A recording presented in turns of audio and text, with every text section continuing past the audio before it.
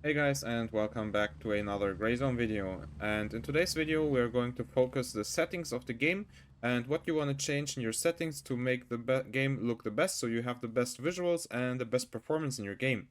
Obviously, if you have a really bad PC or like some outdated components, the game might run pretty bad for you. And I'm going to show you what you can change to make your game run as best as possible. Obviously, if you're on the very low end of the requirements of this game, changing everything to very low is probably the play. I can't lie, the game is pretty demanding on hardware. I was running a 3070 until this year, and this game wasn't really running that smooth until I changed to a 5080. So yeah, that's what I did for my performance. And on the top right screen, you can see I have 117 FPS right now. And most of you saw like 300 or something in my videos, and you're probably curious, well, for this video his FPS dropped down significantly, which is really weird, and that is because I turned off Nvidia Framegeneration for the purpose of this video, just to show what impact certain settings have, so that's visible more, and just better, it will just show better what the settings do to performance. And yeah, so my secret, in quotation marks, is Nvidia Framegeneration. Usually I run it on 4 times, so that's why I have 300 FPS. I will talk about that later in the video as well. But let's start off with the settings. There's going to be two parts in this video. The first part is going to be settings that you can change in the game itself, and the second part is going to be settings that you can change outside of the game, so basically in the Nvidia app and in the Nvidia control panel. And yeah, let's start off with the settings you can change in game. So when you go to the settings tab, there's going to be 3 tabs. I'm not going to dig really deep into the control tab. I'm just going to show this really quick. If anyone is interested, you can just screenshot it, to be honest. There's nothing really that I changed in here from what I believe. Maybe some prone settings or something like that. I maybe changed something, but most of it is default. The most important part is going to be the graphics tab, but let's get through the game tab really quick as well. So in the game tab, there's the HUD settings. You can turn it off if you want to take cinematic screenshots. That's what I would recommend these settings for. So basically, I would have everything on so you have as much information as possible about your character and your character's health and everything. And if you want to take screenshots, just turn it off. For the audio, there's only one setting that you can really copy from me, which is the background audio. I turned it off, so when I tab out of the game, I will have no audio. This is if I'm in the base or something like that, and I'm just checking something on YouTube, or if I'm like talking to someone or something like that, then the game will be muted pretty much. I turned the music volume down as well, so I don't get ear damage when turning on the game, because if you have the music settings on max, the game can be pretty loud in the main menu. Alright, let's move to the most important part in this video, which are the graphics settings in Gray Zone. For me personally, I have a 1080p monitor with 360 Hz, so that's also one reason why I run FrameGen on 4 times, just to reach the frame rate of my monitor pretty much, or the refresh rate. So I use windowed full screen mode just for making tabbing out more convenient. If you tab out with full screen, it just takes longer, and if you get back, then the game will do some weird reloading on full screen, and then for me personally, I dropped some frames. So windowed full screen in general just runs a little bit better, which might sound weird, but it's just how it is for me. Alright, so for the VSync, I turned it off, and now the vertical FOV. The vertical FOV is a weird one, because this used to cost you performance, so if you would set this to max in 0.1 or 0.2, you would lose FPS. But not so anymore with 0.3. It's actually quite the opposite. So if I lower my FOV, okay, so right now it doesn't work for some reason, but I did some tests, especially with like Framegeneration and when running around in stuff like Tiger Bay. So right now we don't see any performance change at all. If I change my FOV, if I just apply this, there's zero change to my performance pretty much. But what I realized when testing this a little bit more extensively, besides the base right here, that if you set your FOV to higher, then you will be able to gain some FPS in certain situations. Another advantage of FOV is going to be, I'm going to show you that with the recoil pretty much. And obviously the main reason you want to have your FOV to max in this game is just so you see more on your left and your right side of the screen. So let's imagine this pillar is a person right here, and actually I should do it like this. So the pillar is a person, and if I turn down my FOV here, as you can see, the pillar won't be visible anymore, and you won't be able to see that person. So high FOV just gives you a little bit more that you can see. Another advantage with high FOV is the visual recoil. So pretty much if you spray, there is going to be some camera shake that comes from the FOV. As you can see right now, my camera pretty much doesn't shake at all, or it doesn't feel like it at least. And if I lower my FOV, and if I start spraying, you will see and feel the bounce on your red dot way more, just for the reason that you're closer to your red dot site. So hiring the FOV will also get rid of a little bit of graphic or like visual recoil. Brightness, contrast, saturation, and gamma, it's all personal preference. I run contrast on 63 right now because I was recording some stuff and it was raining, but usually what I run is something like 83 because it just looks way better in the game. But if I'm recording something in the dark, then I usually turn down my contrast just to be able to see more. In general, I would say that setting your contrast to very low though is cheating, so I wouldn't do it. I'm just right now on a PvE server, so it doesn't really matter that much, to be honest. But I personally think the contrast setting is cheating in the game. Brightness and gamma, I just turn it to max so I'm able to see more. Like as you can see, if you turn down your brightness, your game gets pretty dark. One more thing that's really important is the saturation. So saturation just decides how good your colors look pretty much. So right now, if I turn my saturation to lower than 100, then the game will look more gray. If I turn my saturation to max, the game will maybe look a little bit more unrealistic because the colors are like a little bit too bright and too strong. But what will, like, there's some aspects that you will get an advantage in. So if you're looking in some foliage, right now it's raining, but in general the foliage is a little bit more bright. And if there's a guy, and usually, like if you look at me, my character is pretty dark. Like the outfit is pretty dark, the gear's dark as well, besides from the backpack, and the gun is dark as well.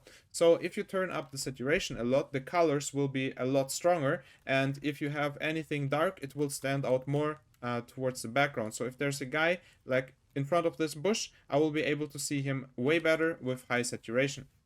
That's why I have saturation on max. Saturation max can make your eyes a little bit more tired sooner, so if you realize that your eyes are getting tired faster because of the setting, then you can lower it as well. Frame rate limit, I have it on unlimited. As I said, I have a 360 Hz screen, so I want to hit the cap. And for the background, I set the limit to 60 FPS, so pretty much if you tab out, your game goes into a idle state and it doesn't drain the GPU too much, which is really good. Now to the most important part, which are the quality settings, and I have to do some explanations on some parts of these of this video. So obviously I'm using a custom preset. The first part is 3D resolution. I'm running a DLSS with DLAA and DLSS sharpness on max.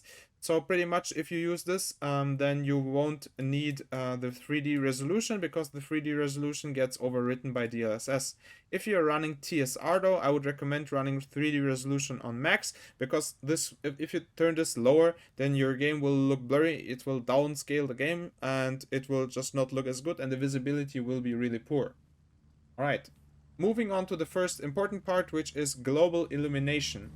Global illumination is pretty much how light is calculated in this game to a certain distance. So if I'm looking at these bushes right here, for example, and we can just look at the setting now. I can just change it and you will see. So pretty much if you look at these bushes, they're getting a little bit lighter. Like the light is getting brighter here if you turn global illumination to low.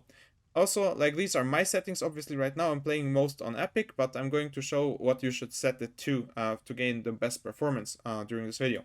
So global illumination I would recommend on low, especially if you're struggling on performance, then I would turn it to low because this is using ray tracing technologies that basically determine how the lights are getting reflected of foliage, of just different objects in general.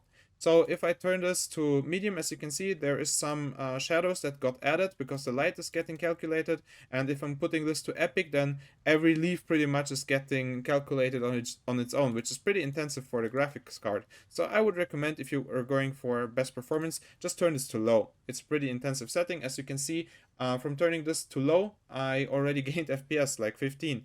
And I did some tests on this, and when you set this to low, and if I set this to epic right now, as you can see, that's like a 20 to 30 FPS difference. So this is a pretty intensive setting. I would recommend using this on low. All right, let's see. That sometimes the game is like weird when you change settings on the fly. The game doesn't register it sometimes. Yeah, I'm going to talk about that later on. Shadow quality. Shadow quality is pretty much how shadows for every objects are calculated in the game. This is a like rather not that noticeable setting, so putting this to low will give you FPS as well, and you won't realize the difference too much. It removes some shadows entirely, so for some small grass or bushes, there won't be shadows at all anymore, and that's pretty good. It gives you some FPS, so I would recommend turning this off. Obviously, I'm in the rain right now, so all the reflections and stuff are draining a lot of frames right now as well, and we're going to talk about that as well. Object quality, I would recommend setting this to low. Why? Because object quality just determines how certain objects further away are getting rendered pretty much. So that means if you're looking into the distance, there's certain objects like flags or like just moving objects in general that are like not NPCs or PMCs, but there's a certain objects that are getting rendered in the background, and you don't really need that. There is no performance difference if you change it from low to epic, but I recommend setting this to low for places like Tiger Bay, because you never know what is actually getting rendered in the background, and you want to take as much load off your GPU as possible. So that's why I put object quality on low as well. Now for the texture resolution. This is the setting that I would recommend running as high as possible. For low and medium, you will need at least 8 GB of VRAM. So if you have a graphics card that has 8 GB of VRAM, then or like just 8 GB of VRAM, you would set this to low or medium. If you have 10 GB of VRAM or more, I would recommend just running Epic, because the game just looks really beautiful. I mean, just look at the gun and all the textures, they just look really good on Epic. And I wouldn't sacrifice those looks for like 5 FPS, because texture resolution basically does a little change to your performance. Then the effects quality. So this determines how lighting and visual effects are getting rendered. So for example, how rain on your screen looks in puddles. If you shoot walls, the bullets will like create some effect as well. As you can see, there's like some dust going off, and the bullet is like hitting the wood, so there's like some splinters flying away from the wood. And if you look into the puddles, obviously you can see that there is concentric circles around where the raindrops are dropping. And if we turn down our effects really quick, let me do this really quick. There you go. If I turn this to low, then you can see there will be no concentric circles anymore pretty much. You will see that the rain is coming into the puddle, but those concentric circles aren't rendered anymore. And if I'm shooting the wood, then there is not that much detail anymore. So that's what you want to change. This also gives you FPS. Setting this to very low from Epic gave me like 10 FPS. So setting this to Epic drains like 10 FPS for me. Alright, let's move on to the reflections quality. The reflections quality also determines how the water looks pretty much. So if you set this, I personally recommend setting this to medium or low, because anything higher, if you run on roads, this uses also some ray tracing technologies. And if you run on a road and there's rain, then the reflections are looking just really blurry sometimes for me. I'm not sure if this is because of frame generation or DLSS, but in general, if you turn this to low, you will get like 5 FPS as well. And I mean, it will make the water look a little bit worse. There won't be that many reflections, but for me personally, yeah, I would set this to low if you're going for the best performance. All right. So when we're talking about foliage quality, there's only one setting that is right here if you're going for FPS, which is low. Probably if you zoom in on some bushes, there will be difference, especially if you use like a bigger zoom like a Voodoo. If you set the foliage quality to lower or to low or to medium, then the bushes will have less details than on Epic, which means that sometimes you get an unfair advantage if you peek someone and he's like hiding behind this bush, and the bush is getting rendered a little bit less on low. So if you're going for the max the maximum win in PvP, then setting foliage to low is probably the play. So when it comes to shading quality, this I changed this multiple times. I tested this multiple times. No changes at all. As I said again on object quality, I just turn it to low just in case if something changes in the future. So you're not getting like minus 20 FPS suddenly when you start up your game. But this did zero change for me. And yeah, that's about it. Now post-processing. Post-processing, this determines pretty much what the fog looks like and what sun rays look like. So pretty much environmental lighting, I would say. And this also costs some FPS, but not too much. So I'm gaining like maybe 2 FPS if I set this to low. So I wouldn't recommend turning it off. You can run it on epic or medium or high, depending on your like if this changes for you. For me, like as I said, this setting changed nothing for me. So I would recommend running this on epic just so the environment and the rain, the sun rays and the fog in the rain just looks as good as possible. It won't really obstruct your visual, like you will still be able to see very good even with the setting, because the fog in this game is just on like further distance, so you won't be really impacted with it. It just looks really cool and it drains no FPS. So for colorblind mode, I'm not colorblind and I'm not aware that you get like any different blood colors in this game. I haven't tested this yet, so I just have it on off for now. Sharpening, if you don't run a DLSS, because DLSS overrides the sharpening setting, I would recommend setting sharpening to the max just for the game to look as clear as possible. Then anti-aliasing, I use DLSS. Some people prefer TSR because TSR is less flickery and it just looks a little bit better in certain situations, but for me, DLSS and DLAA is the best. So some of you guys don't have an Nvidia graphics card, obviously, and then you want to use FSR. Personally, for all the Nvidia users, I wouldn't recommend running FSR over DLSS because DLSS just looks better in most situations.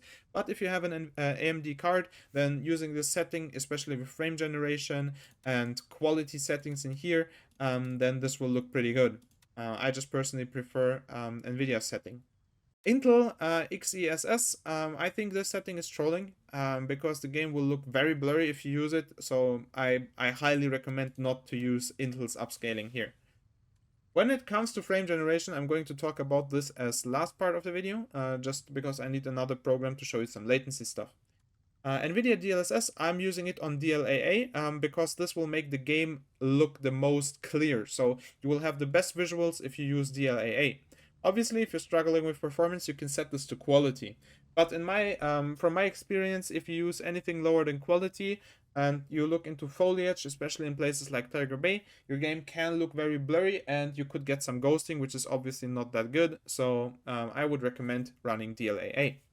DLSS sharpness, I can actually turn this down just so we can see the difference. Really quick, maybe.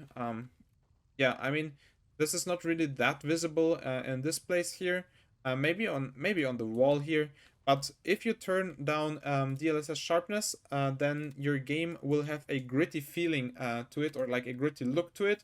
So pretty much you will get like a look like checkered paper on some objects, especially on water. If it's more than this puddle here, then you will have a checkered pattern on top of certain textures. So I don't really like it. That's why I turned the sharpness to max.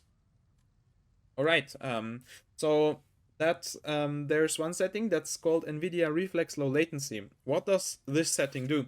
And for this, I'm going to enable FrameView. FrameView is a program by Nvidia, and if we look at FrameView, which should turn up any second now on the top right screen, we can see our PCL, which is our PC latency. And right now in the rain and with all the settings that I changed, I have like, yeah, that's more like it, like 20 to 30. I just tapped into the game. That's why the latency was really bad in the beginning. And yeah, I mean, it can spike up. It's still Gray Zone Warfare. Sometimes the mouse doesn't feel as fluid. But for the most part, I'm in the 20s with my latency right now. 20s to 30s. So what you can do is you can turn on Reflex Low Latency. What this will do, it will lower your latency even more. Like for me, if I usually use this, maybe not in the rain and not next to Fort Narif, then you will have like 18 to 22 milliseconds latency latencycy latencycy and even right now you don't really see those 30 spikes anymore. The latency is around 22, which is really good, and it seems a pretty good setting. It seems pretty solid. But for me, this setting wasn't really worth it because I was getting some stutters because of using the setting. I had it on plus boost, and I changed it and when I changed it to on, those stutters were gone. So if you're getting stutters when using the setting, make sure to turn it off. But maybe for you, you won't be stuttering, and then the setting is obviously pretty good because your latency will be lower. Now let's talk about the most important part, or the most impactful setting when it comes to FPS. And that's Nvidia DLSS frame generation. I'm just going to show this to you real quick. If I set this to 4 times, then I will have my blessed 300 FPS. And some people are saying that this setting is not worth it because you get a lot of input lag and a lot of latency. And while you can get some spikes, especially if in places like Tiger Bay, there will be areas where you get a spike in latency, but you will get a spike in latency anyways. It's just that the spike will be a little bit higher, and your latency overall will be 6 to 8 milliseconds higher than normal, or at least that's the case for me. But if I usually play the game on native settings, I have 100 FPS and my screen supports 360 Hz. So getting 6 ms more latency for that 200 FPS increase is worth it for me. Obviously, not all graphics cards come with frame generation on 4 times. Most graphics cards, or like the graphics cards until the 50 series, don't support 4x frame generation. They only have the 2 times frame generation. And if we use it, you will see, even with that, we gain a significant performance increase. So in general, I would recommend running frame generation.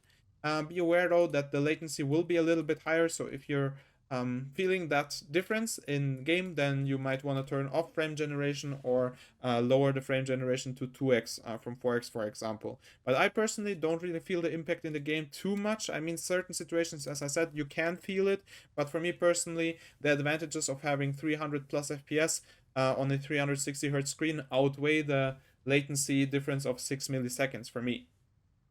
Now there's one setting left, which is variable rate shading.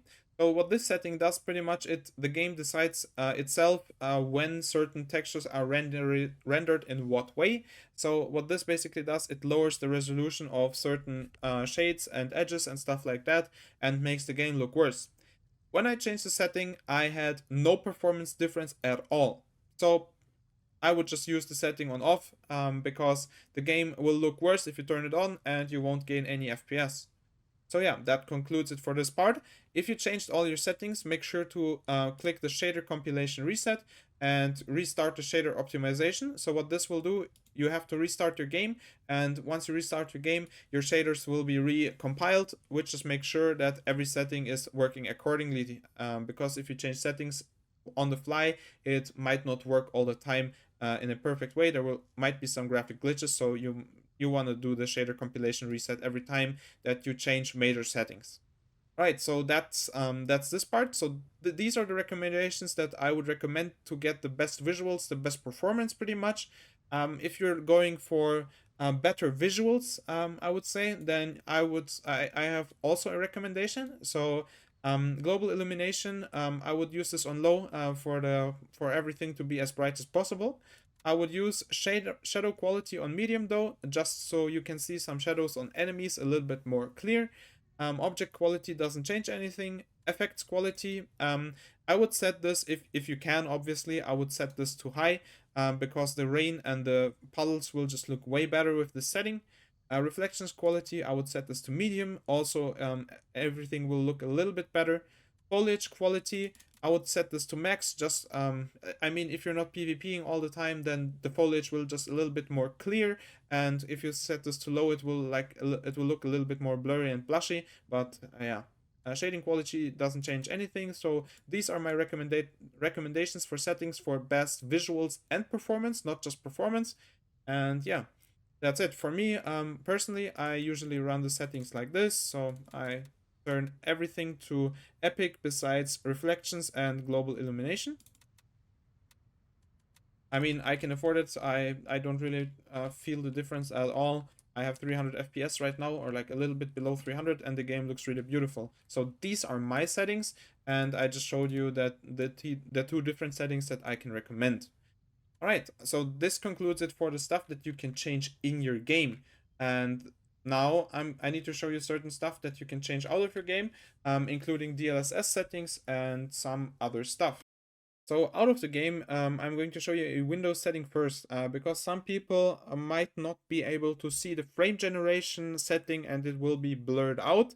And what you want to do if this setting ever gets blurred out, you want to go to your Windows tab and you just want to type in GPU, and then you want to go to your graphics settings.